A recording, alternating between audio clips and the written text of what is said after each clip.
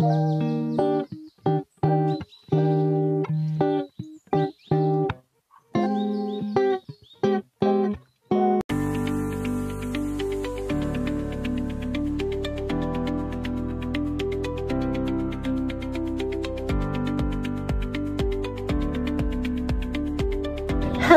guys! Eto na naman si Angge, kwentong buhay natin dito sa Japan. Ayun po yung aking asawa. Meron po akong lulutuin kasi po, nung isang araw, pumunta kami dun sa mga bilihan ng gulay. Nagulat ako, may nakita akong sitaw. Ayan, lulutuin po natin ngayon. At eto na, ayan. Kita niyo, di ba sitaw po yan? Ayan siya, ayan. So, sa pera dito is 150. Ibig sabihin yan, yung pera dito yung barya. Ayan, 150. Hakkien at saka Goju yen. Ne, Hakkien to Goju yen. Oo. Yan. Yan yung barya pera dito. So, i-convert natin to sa Philippine money. 150 ng siguro nasa 60 pesos. Yan, 60 pesos. Ewan lang natin, alam nyo naman ng pera sa Pilipinas ng Japanese, paiba-iba ang palit, kaya mababa. Siguro mga 50 ganyan. Ang isang balot. So, eto na. Meron tayong sibuyas dyan, tsaka bawang. Imbis na baboy ay ilalagay natin, ay manok. Ayan. At patitikman natin siya po ng luto na adobong sitaw. Let's go! Start na tayo!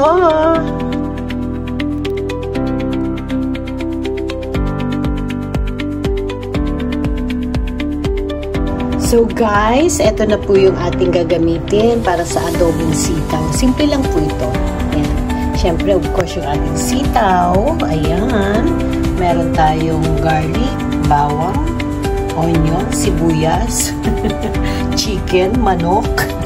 Tapos ayan na po yung ating durog na paminta. At saka yung medyo pinong paminta pero dinurog ko na. Tapos ito po yung parang barbecue powder. Pag inano mo yan, madudurog siya. So yan, mas maganda kasi medyo yun. Ayan. Tapos meron po tayong toyo. Toyo po yan dito sa Japan. Medyo malagnaw siya. Tignan. At saka hinaluan ko po yan ng konting suka para sabay-sabay na natin ihalo. Ayan. Tapos ito po yung parang chicken broth dito. Yung parang pampalasa. Ayan. Of course, ang ating oyster sauce. So guys, start na natin na i-adobo muna natin yung chicken. Okay, come on, let's go!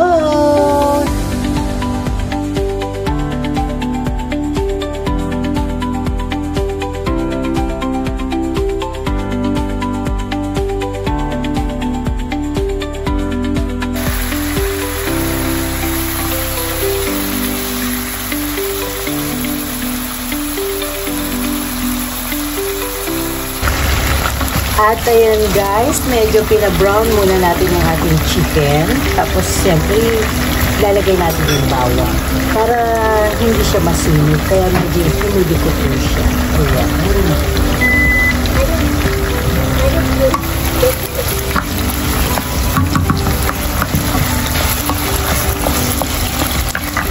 Tapos, ilalagay ko natin yung ating sibuyas.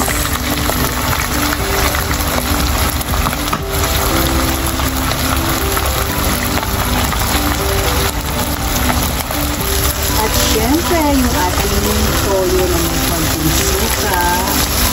Sabay-sabay na po natin ating pamintang durog. At siyempre, yung ating parang barbecue lang ano. Ayan. Ito na po nabanggit na dito.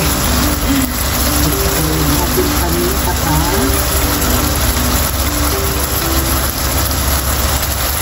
At siyempre, yung ating Japanese na para siyang cubes. Parang chicken cubes. Nahalo po ito kahit saan dito. Kahit sinangag. Kahit ano po.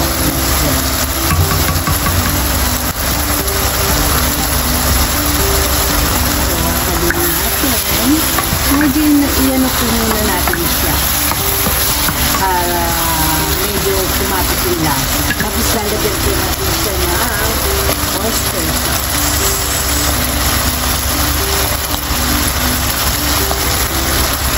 Tapos lalagyan po natin siya ng sugar. Natin. Tapos natin yung mabuti ng kanyang lasa. Saka natin ilagay po yung sito. Okay. At eto na yung ating adobong chicken. Ayan. Tapos ilalagay na po natin yung ating sitaw.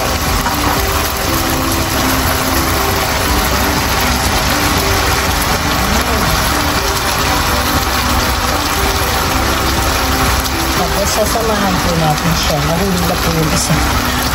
Sasamahan muna natin siya ng pulang sili. Para konting spicy siya. So, hahaluin po natin.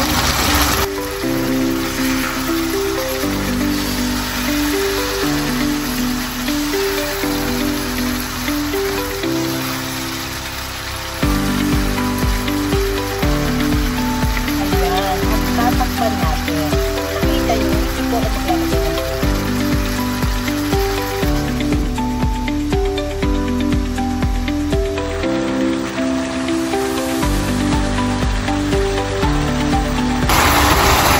so, ayan po.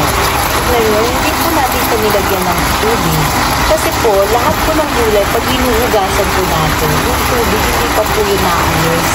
Kaya hanggat maaari, kung pambahay po ang lulutuin natin ng mga vegetables, hanggat maaari huwag na natin siya hugasan para mas malasa. Ayan. Tingnan niyo yung sitaw nila rito. Tingnan niyo yung kulay niya. Parang fresh na fresh pa rin siya. Diba? So, patitikin na natin sa asawa kong hapon kung ano masasabi na sa adobo natin. Okay, let's go!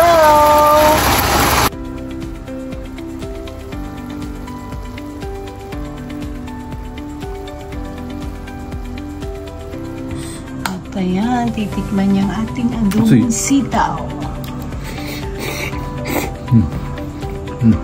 Do aji desu ka? Do desu ka? Tagalogo. Masarap. Masarap. Tinatanong ko kung ano yung lasa. Masarap po. Masarap. Ayan.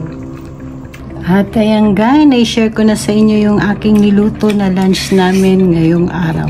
Yung aking adobo. Sa Japanese yun, ang ibig sabihin yun ay watashi no yori dekimashita. Ayan. Yun yung ibig sabihin ng Japanese. So, ayan, na-share ko sa inyo. So, guys, don't forget to like and share and subscribe. So, another vlog na naman tayo sa susunod na araw. Bye, guys. Thank you so much.